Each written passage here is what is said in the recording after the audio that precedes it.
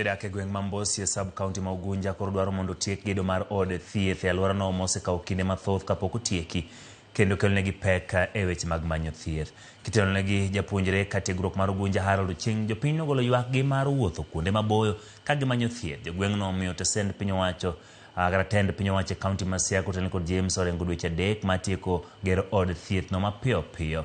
To ka ok otim kamano gibiro bago ng'anyo nyaka apis gavana e boma ma Siaya.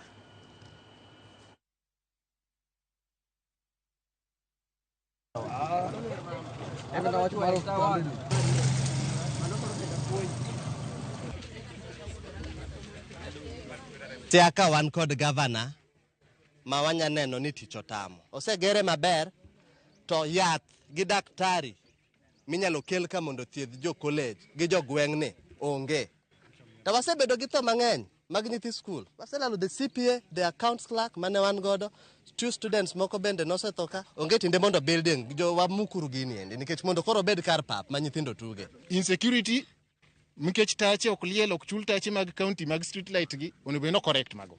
Magi tije ni hospital ni kokotiyo in the next coming 3 months wadhi occupy office mare kako se require ni Gen-Zs mondo occupy the streets. Kwa chako governor, MP nyaka MCA no kwa mor wan kaka community masigomre wan nyithindo mang'eny masomo ka wan go skunde kanigo madwaro health care to hospital no seger kag public funds wakia gimomiyo hospital ok nyal yaw. Omiyo wakwayo governor mondo concentrate e tich mane jopiny oyierone. Owego siasa, owe timo gimiluongo ni oversight national government. Tij governor en tij administration. Rok be hagi nikethre ka to gini nitie ka. Kora kwaya ka giyie to osiptande ni mondo osiptande oti.